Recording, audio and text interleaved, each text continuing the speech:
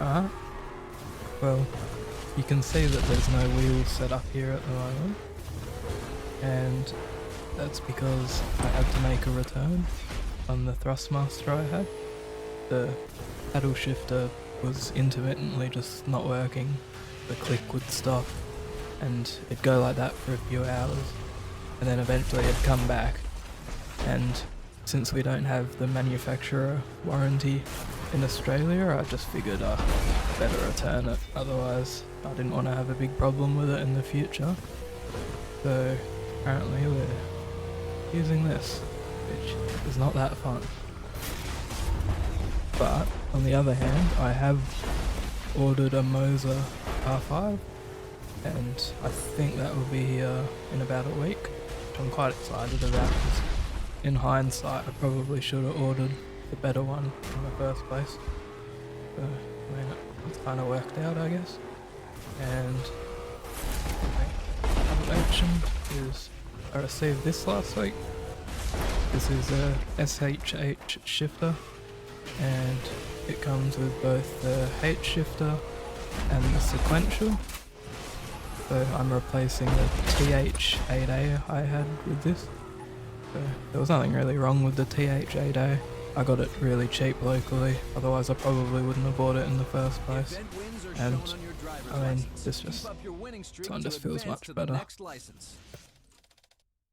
That's sequential mode. And with this, I think the coolest thing you can do is you go like this, twist it around like that, and now it's a bit hard to do while it's not attached to a desk, I'm afraid, but there you go, you can see it's now in H mode. So with the TH8A you'd have to swap the whole top plate to actually swap between the sequential and the H mode. So I think this is really quite good, because I do like both rally games and driving just normal stick. This is nice. I have used it a bit before I returned the wheel, and I've got no complaints with it. I've even managed to change the port around. You can open it up and swap it from each side, which is quite good. I like that.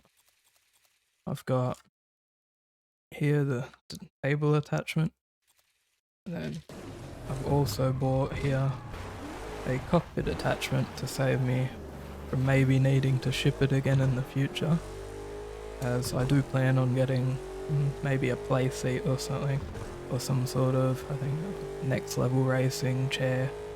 I don't know if I'll go full ball, I mean, I can't really even afford it, but we'll get there eventually. And yeah, it came with this one is a H shifting knob, and this one on here is the sequential one. So these are both 3D printed like the case, and you know, it's got a rubber, they've put a rubber layer on it, which it's good for the grip, but it's attracting a lot of dust on that bit, but it is what it is. Considering the price of this, it was cheaper than a TH8A at retail. I mean, you can't really complain. Good device. And I've got this ready to go whenever my wheel comes. Yeah. Obviously, because of this, I haven't been able to practice drifting or anything like that.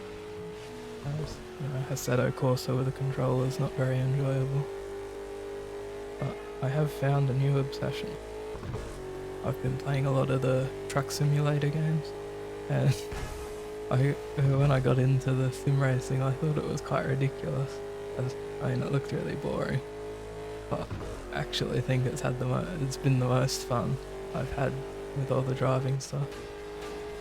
And I think so far I've tried Dirt Rally, Richard Burns Rally, Assetto Corsa, and yeah, now I've got Euro Truck and American Truck, and yeah, I think that might be the direction I'm going. I do like it. So basically, what are my plans? You know, I've never driven a car in real life. I've just always found the idea of it quite overwhelming, so I've never got there.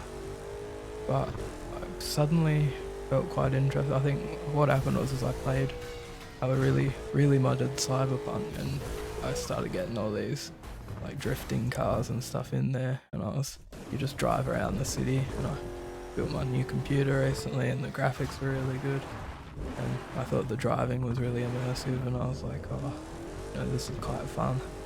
And here and there I had seen sim racing videos and seen people on wheels driving online and stuff, and I thought, oh, this looks quite fun, you know, but I've never really wanted to get into driving or anything.